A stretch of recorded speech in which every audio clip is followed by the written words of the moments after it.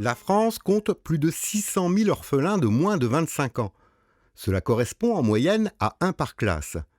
Un orphelin est un enfant qui a perdu un de ses parents, parfois les deux. C'est une donnée chiffrée qui interpelle dans nos sociétés modernes, qui masque la présence de la mort. Alors comment réagir avec son enfant quand un tel drame survient ? Il est déjà important d'échanger rapidement avec lui, quel que soit son âge, même nourrisson, car il va percevoir de manière intuitive qu'il se passe quelque chose. Il faut prendre le risque d'être maladroit, mais sincère. On ne le protège pas en lui cachant la réalité. Ce bouleversement radical dans ses repères risque d'emmener des changements de comportement. Il est devenu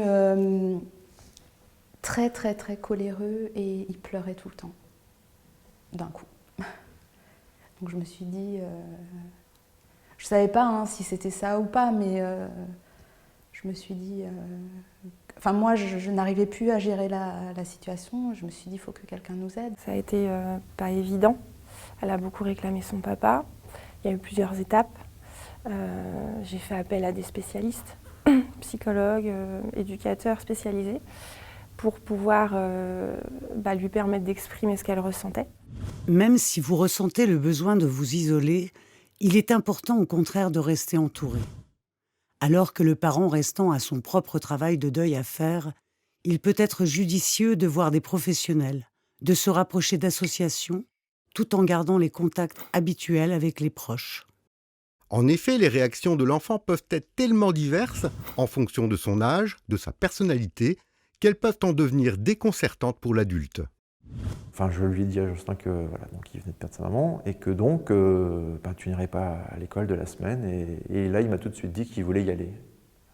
Il voulait aller à l'école dès le lendemain matin. Et ça, c'est vrai que c'est quand même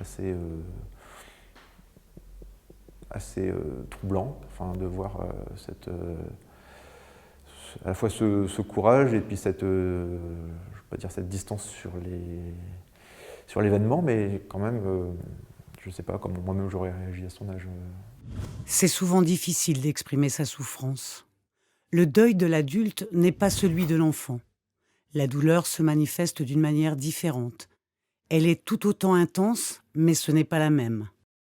Les enfants ne réagissent pas du tout comme nous et je pense qu'au début, ils ne s'aperçoivent pas forcément des choses et du coup, ils ressentent la tristesse que nous on a, mais sans forcément la comprendre. Donc, quand elle est triste, je lui dis c'est normal de pleurer, c'est normal d'être triste. Et moi, quand elle me voit, elle dit oui maman, c'est normal d'être triste. T'es triste parce que papa est plus là, oui, tout à fait. Pour moi, c'est important. Faut pas cacher aux enfants que tout est beau, tout est rose. C'est pas vrai, c'est pas la réalité. D'ailleurs, j'ai peut-être fait aussi la bêtise de pas forcément montrer moi mes sentiments. Donc du coup, Paul s'interdisait lui aussi du coup de pleurer. On peut pleurer ensemble, c'est légitime. Partager sa peine, parler de sa douleur propre. C'est important, en particulier avec les plus petits, qui ne savent pas encore mettre en mots cette souffrance. L'enfant a perdu une figure d'attachement.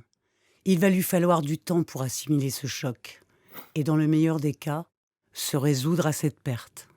Je leur ai expliqué. Après, je pense qu'ils n'ont pas forcément bien compris, puisque même s'ils savent ce que veut dire les mots, ils n'ont pas forcément le ressenti, puis ils ne savent pas réellement la définition exacte des choses. Donc ça s'est fait vraiment dans un temps assez long, à leur expliquer, à répéter les choses. J'essaie au maximum toujours de parler, et c'est sûr que j'essaie d'adapter selon, elle grandit, elle va arriver à l'âge de raison, elle va comprendre exactement ce que c'est que la mort. Là, je pourrais mettre des mots plus parlants sur son histoire, sur tout ce qui s'est passé. Pour l'instant, il me donne pas tellement de latitude pour l'aider parce qu'il est quand même assez à la fois distant, froid et il ne semble pas affecté.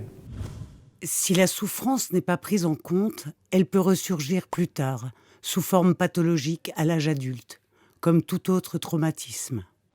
Il est essentiel que l'enfant puisse exprimer son ressenti. Et si c'est difficile avec le parent, l'entourage familial ou des associations peuvent offrir un espace de parole pour aider l'enfant à accepter l'inacceptable. Une fois, il est rentré de l'école quelques jours après avoir repris l'école, en pensant qu'il était différent des autres enfants, puis que les autres, ils racontaient ce qu'ils avaient fait avec leurs parents le week-end, et que lui, il ne pouvait pas raconter de choses avec son papa. Et je lui dis, mais Paul, j'étais exactement comme tout le monde. Hein. Je dis, maman, tu n'as pas eu tout seul, hein. Tu as un papa. Donc je dis, certes, effectivement, il n'est plus là au jour d'aujourd'hui pour faire les choses avec toi, mais je dis, déjà, il avait prévu plein de choses, bon, effectivement, qu'il ne fera pas. Mais je dis, après, ces choses-là, tu pourras les faire avec papy, papou, avec les tontons. Il y a beaucoup de familles monoparentales finalement et c'est pas pour les mêmes raisons, mais il y a beaucoup d'enfants qui vivent juste avec leur maman ou juste avec leur papa, donc ils sont pas vraiment différents. Après, les raisons, je pense que les enfants, ils en parlent pas forcément. Après, il le dit, hein. Et ton papa, il fait quoi comme métier? Mon papa, il est mort. Alors, les adultes sont un peu choqués, mais lui, il le dit et je trouve que c'est bien. C'est un nouvel équilibre qui doit s'aménager. Il faut inclure l'enfant dans la construction de cet après. L'enfant a des ressources, mais pour l'accompagner, il a besoin d'un environnement soutenant. J'essaie de faire un maximum comme un autre enfant, sachant qu'il y a une différence qui est énorme, mais j'essaie de pas de la surprotéger parce qu'elle a plus de papa. J'essaie d'être le plus naturel possible et comme si c'était normal, comme la vie qui reprend après le décès, il faut recommencer à refaire des petites choses toutes simples de la vie, mais c'est une étape.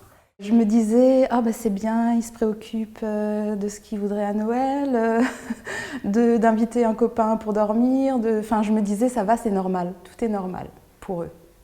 Ça me rassurait de me dire que leur vie, elle continuait, qu'ils avaient des préoccupations d'enfants, quoi.